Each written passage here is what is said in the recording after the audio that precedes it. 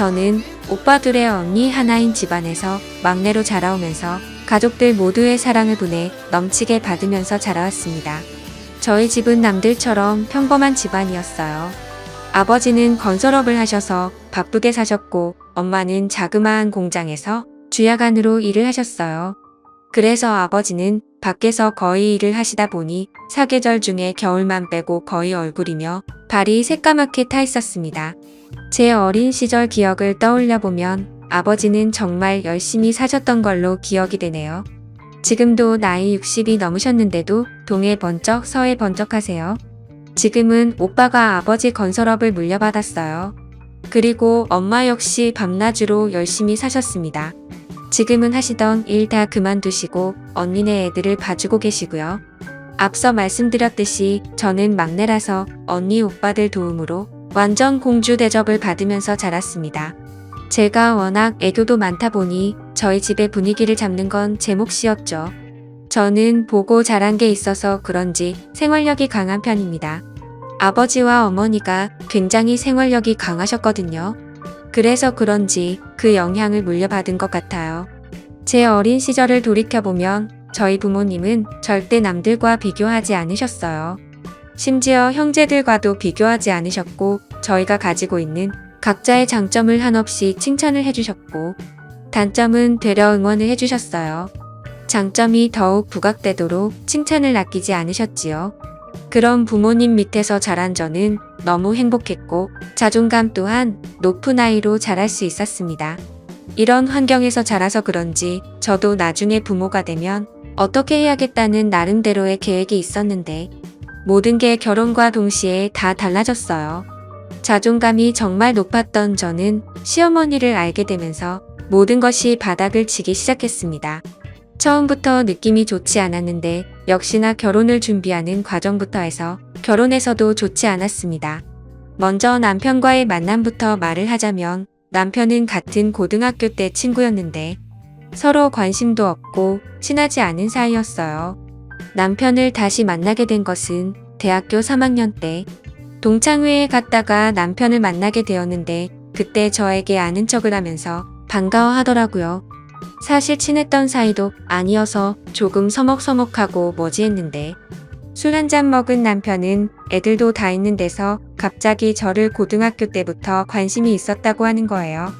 속으로 얘가 도대체 왜 이러지 이러고 있었는데 친구들이 더 신이 나서 고백하지 그랬냐고 부추기더라고요. 그러자 남편이 그러더군요. 그렇잖아도 고백을 하려고 했는데 제가 다른 애랑 사귄다는 소문을 듣고는 마음을 접었다고 하더라고요.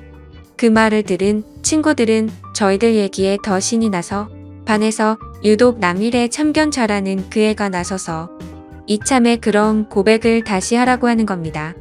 그러자 다들 하나가 되어서 그럼 지금이라도 서로 짝이 없으면 사귀라고 하더군요. 그래서 그날 그 술자리에서 친구들은 저희를 엮어주려고 서로의 연락처를 친구들이 서로 교환해주고 했습니다. 이런 것도 술자리니까 가능했던 거 아닌가 싶네요.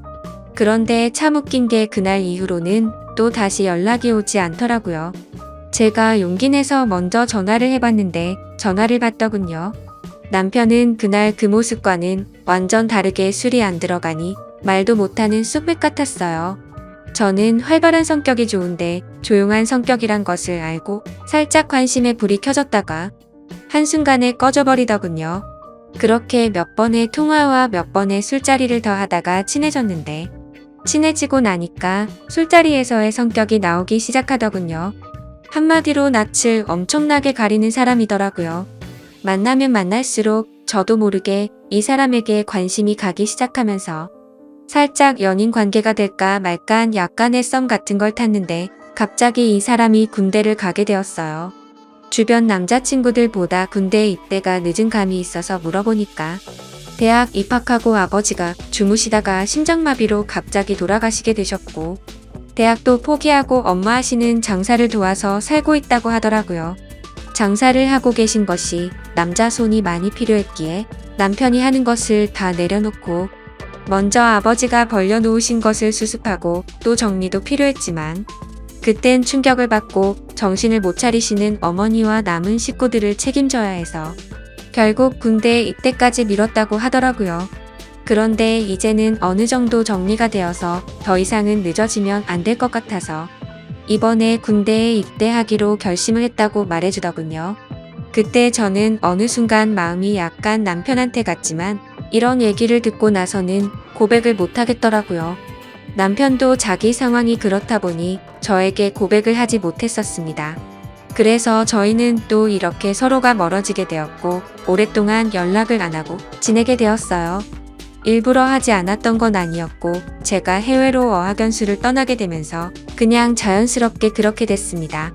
하지만 연락은 안 했지만 어쩌다가 가끔 생각이 나더라고요. 친구들과 만나면 묻지 않아도 친구가 알아서 알려줘서 어떻게 지낸다는 소식을 짬짬이 들었는데 굳이 일부러 다시 만나려고는 하지 않았습니다. 그 후로 회사를 다니면서 바쁘게 살다 보니까 다시 연락을 하고 싶을 정도로 생각은 나지 않아서 솔직히 잊고 살았었죠. 그런데 우연치 않게 다시 남편을 만나게 된 거예요. 친구랑 오래간만에 만나서 만난 밥을 먹으면서 술도 같이 한잔하고 있었는데 그 자리에 제 남편이 나온 거예요. 사실 뜻하지 않게 이 사람을 만나니 깜짝 놀라면서도 반갑고 좋고 설레기까지 하는 거예요. 그때 그 감정이 이상했어요. 저도 모르게 남편이 그리웠었나 봅니다. 저희는 그날을 계기로 다시 만나게 되면서 서로 연락이 안 된 것을 서로의 탓으로 따지며 마치 연인 관계라도 되는 듯이 기싸움을 하고 그랬어요. 친구도 저희의 모습이 그래 보였는지 쓸데없는 말을 하더라고요. 너희 너무 잘 어울리는 것 같은데 이참에 너네 진짜로 사귀어봐라. 괜히 서로 간만 보지 말고 말야 라고 하더라고요. 그래서 창피한 마음에 뭘 간을 보냐고 했는데 남편이 술 한 잔을 마시더니 돌변에서는 예전 모습처럼 장난스러운 말투로 그럼 그럴까? 라고 하는 겁니다. 그래서 저도 장난스럽게 그래 그러던지 라고 했더니 남편은 재차 제 말에 확인을 하더라고요. 그때 친구가 저희를 부추기면서 니들 장난 그만하고 그냥 진짜 사귀라고 자꾸 했었죠. 저희는 서로 술김에 그럴까 하다가 진짜로 사귀게 되었습니다. 정말 저희는 예전에 만날 수 있었던 기회를 놓쳐서 그런지 서로 사귀게 되자 맞아 깊은 사랑에 빠졌습니다. 제가 하는 일은 집에서 프리랜서로 일을 하고 있어서 시간적 여유가 많았고 남편이 퇴근하거나 휴일이 되면 하루도 빠지지 않고 만남을 가지다 보니 주말 부부처럼 지낸다고 해도 손색이 없었죠. 그땐 이 사람만 보였고 아무것도 보이지 않아서 마음이 가는 대로 주저없이 사랑을 했던 것 같습니다. 그리고 저희는 서로 너무 잘 맞아서 얼굴만 마주치면 서로가 뭘 원하는지 알아서 누가 먼저랄 것도 없이 상대가 원하는 것을 채워줬던 것 같아요. 그런데 결혼하고 나서 보니 제가 그때 보지 못한 것들이 하나둘씩 보이기 시작하면서 자꾸 다툼을 하게 되더라고요. 사람이 다 완벽할 수는 없다지만 결혼을 해서 살아보니 연애 때와는 다르게 완전 다른 사람 같았습니다. 사람이 결혼하기 전에는 눈에 콩깍지가 씌이고 사랑에 눈이 멀어서 보였던 것도 보지 못한 것일 수 있지만 또 한편으로 상대에게 잘 보이기 위해 자신의 단점을 보이지 않으려고 노력한 것일 수도 있기 때문에 그럴 수 있다고 생각했고 이해하려고 해봤습니다. 하지만 안 좋은 점들이 보이는 게 누적이 되다 보니까 점점 스트레스가 쌓여서 그냥 못 보고 지나친 거에 대한 제 스스로 자책을 하게 되더라고요. 더 그럴 수밖에 없었던 것은 제가 연애 때 봐왔던 남편은 참 성실하면서도 반듯해 보였고 항상 깔끔하고 부지런해 보였거든요. 그런데 결혼하고 나니까 연애 때 그 사람은 없어지고 완전 다른 사람이 있더라고요. 거기에다 제가 임신을 했을 때는 완전 잡아둔 물고기 다루듯 하더군요. 하지만 저는 제가 사람을 잘못 본 제 탓을 하기로 했고 서로가 맞춰 가야겠다는 생각에 이런 걸 가지고 싸움을 걸지 않았습니다. 이 사람 또한 저에 대해 실망한 부분들이 분명히 있었을 테니까요. 제가 남편의 특히 2가지 행동을 쉽게 받아들이지 못한 부분이 있었는데 저희 아버지의 생활력과 부지런함 그리고 가정에 충실하시는 모습을 보고 자라서 그런지 남편이 가장으로서 아빠로서 그리고 남편으로서 하는 모습이 마음에 들지 않았습니다. 제 생각과는 다르게 남편은 자신이 결혼한 사람이란 걸 가끔, 아니 자주 잊고 사는 것 같더라고요. 그냥 집은 자기 생활을 밖에서 다 즐기고 나서 찾아오는 휴식처 같은 곳처럼 생각하는 것 같더군요. 저는 참다 이대로 가면 제가 미쳐버릴 것 같아서 결심을 하고 친정엄마한테 애를 맡겨두고 똑같이 행동했습니다. 그래서 일부러 남편이 출근하면 아는 지인들과 만나서 저녁 늦게 들어가고 집안일을 하지 않았고, 말로 해서는 제 말을 못 알아듣고 자꾸 싸울 것 같아서 당한 만큼 돌려준다라는 방식으로 눈에는 눈, 이에는 이 이렇게 똑같이 행동했더니 슬슬 변하기 시작하더군요. 처음에는 남편이 제가 왜 이렇게 밖으로만 싸돌아 다니는 것인지 이해를 하지 못하고 투덜거렸고, 나중에는 급기야 이 문제로 대판 싸우게 되었습니다. 남편이 한다는 소리가 진짜 너무한다. 내가 요즘 아무 말도 안 했는데 당신 프리랜서 일도 요즘 없어서 일도 많이 안 하잖아. 그럼 집에서 집안일이라도 좀 해야 되는 거 아냐? 도대체 왜 요즘 맨날 밖으로만 싸돌아 다니고 그러는 건데? 내가 집에 오면 저녁밥도 차려주고 그래야 되는 거 아냐? 라고 쌓아둔 걸 풀듯이 말하더라고요. 저는 프리랜서로 집에서 일을 하는데 경기가 많이 안 좋아져서 그때는 일이 많이 줄었었거든요. 그렇지 않아도 일이 없어서 스트레스를 받는 와중에 저런 말을 하니까 더 화가 나서 말했습니다. 근데 갑자기 일 이야기는 왜 나오는데? 그리고 말 잘했네. 당신이 결혼하고 나서 어떻게 했는지는 기억이 안 나? 나 솔직히 당신이 했던 행동들 정말 이해가 안 됐어. 자기 일 다닌다고 힘든 건 나는데 일하고 퇴근해서 집에 오면 그냥 하숙집도 아니고 요즘 나랑 말도 안 하고 씻고 TV 보고 그냥 방에 들어가서 잠만 자지 않았어? 그리고 그렇게 깨끗하던 사람이 어느 순간부터는 옷도 벗으면 그냥 뱀이 허물 벗듯이 아무 곳에나 벗어서 던져두고, 이게 서로를 생각해주는 부부라고 볼 수 있어? 나 당신 파출부 하려고 결혼한 거 아니야. 그리고 자기가 했던 건 생각도 안 하고 왜 나한테만 그러는 건데? 라고 대답했습니다. 남편이랑 이런 식으로 티격태격 말싸움을 하고는 남편도 양심이 있는지 자신의 잘못을 시인을 했고, 이제는 집에 오면 하숙집에 온 듯이 안 한다고 하길래 그때는 그냥 넘어가게 되었죠. 그래서 그 기회를 바로잡고 더 성숙한 부모가 되고 싶은 마음에 부모가 되어가는 이야기에 관련된 책들을 선물로 줬습니다. 역시 제가 남편을 완전 잘못 본 건 아니라고 생각이 들었었죠. 남편은 하루가 다르게 많이 달라지는 모습을 보여주더라고요. 제가 원했던 저의 아버지만큼은 아니어도 예전과는 많이 변하기 시작했는데 또 다른 문제가 생겨나더군요. 그 상황을 보고 태클을 거는 사람이 있었으니 그건 바로 시어머니였습니다. 우리 아들 매일같이 늦게까지 일하고 고생 많이 하고 있으니 잘 챙겨줘라. 불쌍한 내 아들 어떻게 키웠는지 아니? 신세 한탄을 시작하시면 기본 30분이 넘게 혼을 내십니다. 그것도 아침에 한 번 저녁에 또 한 번 전화를 하시는데 뭘 그리 밥에 한이 있으신 건지 그놈의 밥 가지고 매일 잔소리를 하시는데 어머님의 전화가 오면 노이로제가 걸릴 것 같더라고요. 결혼하고 나서 1년은 저도 나름 힘이 들었지만 나쁘게만 생각하지 않았고 그저 자식을 위하는 엄마의 마음이라고 좋게 생각하면서 시어머니의 신세한탄을 들어주었습니다. 지금 돌이켜 생각해보면 어떻게 참았을까 싶고 참으래도 들어줬던 것 같네요.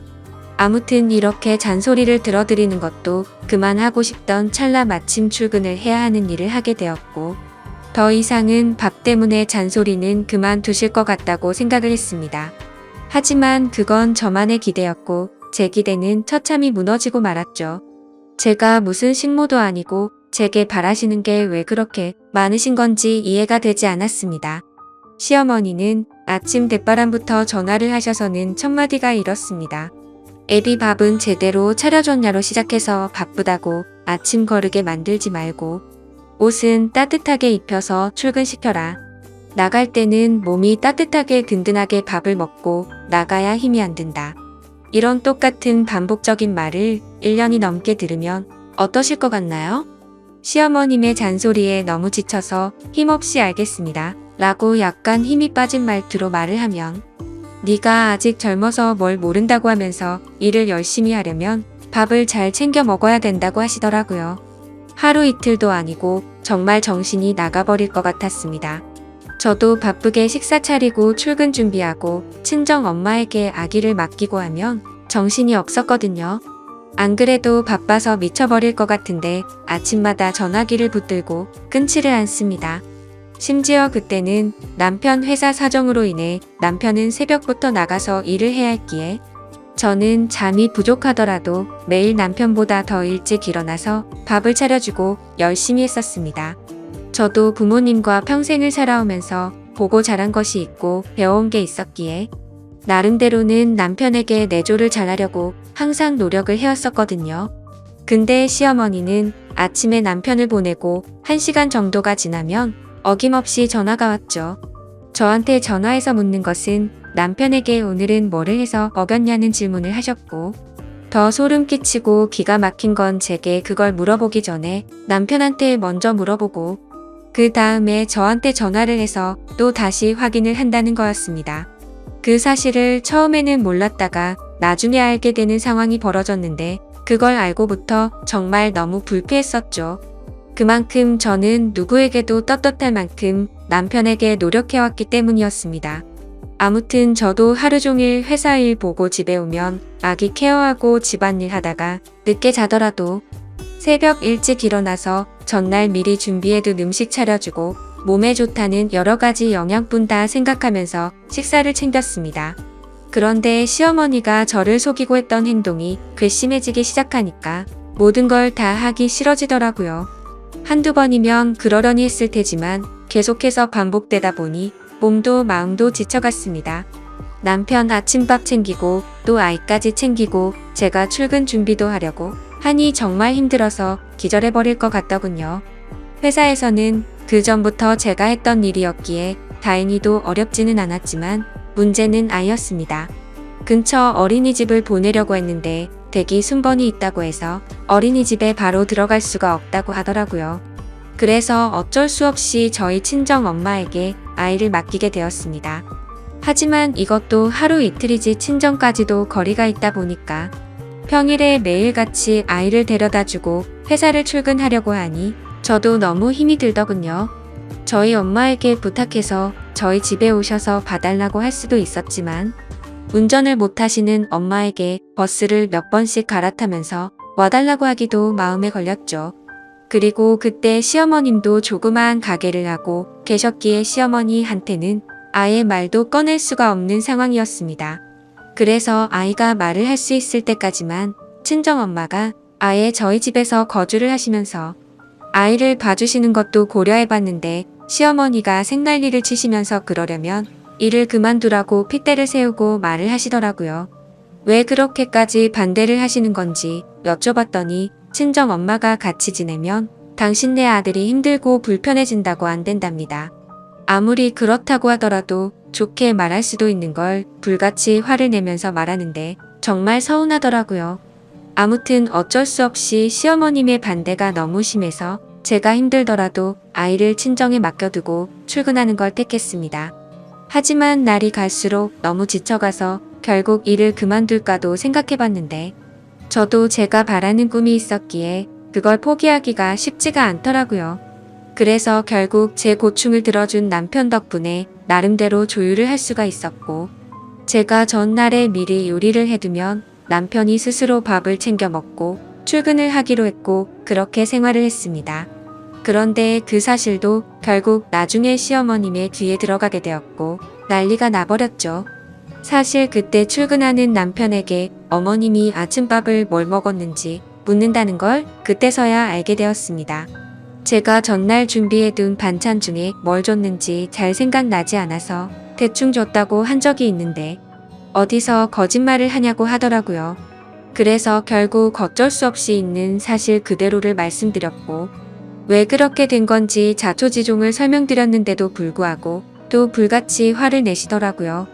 그러더니 그 사실을 알고 나서 그날 바로 가게 문을 닫아버리고 저희 집까지 쳐들어와서 전화를 걸어오시더군요. 아무리 그래도 무슨 죄를 지은 것도 아니고 너무 어이가 없었고 화가 나더라고요. 그리고 그때 때마침 저희 엄마에게서 전화가 왔는데 알고 보니 시어머님이 저희 엄마에게까지 전화를 했다고 하더군요. 도대체 딸을 어떻게 교육시켰길래 남편 밥도 제대로 안 챙겨주고 살림을 엉망진창으로 하냐고 했답니다. 제가 집에서 살림만 하는 사람도 아니고 정말 그 순간 참아왔던 분노가 폭발해서 눈물이 날 것 같더라고요. 아무튼 시어머님은 혼자서 실컷 얘기하시더니 저에게 당장 회사에는 반차를 내고 조퇴를 하라고 하더군요. 그래서 오늘 회사에서 중요한 일이 있어서 갑자기 조퇴를 할 수는 없다고 말씀을 드렸고, 저는 하루 종일 심란한 마음으로 바쁜 일을 하고 있었습니다. 그런데 더 충격적이고 황당한 건 그새를 못 참고 시어머님이 저희 회사 앞이라고 당장 내려오라고 연락이 오더라고요. 저는 어쩔 수 없이 회사에 사정이 생겼다고 말을 하고는 조퇴를 해서 회사 로비로 내려갔습니다. 시어머니는 팔짱을 낀 채로 화가 나서 저를 노려보고 있었고, 저는 그런 어머니를 보니까 미안한 마음보다도 오히려 너무 짜증이 나더라고요. 겨우 이런 일로 집에 쳐들어온 것도 모자라서 며느리가 일하는 회사까지 찾아오다니 도저히 이해가 안 됐습니다. 저는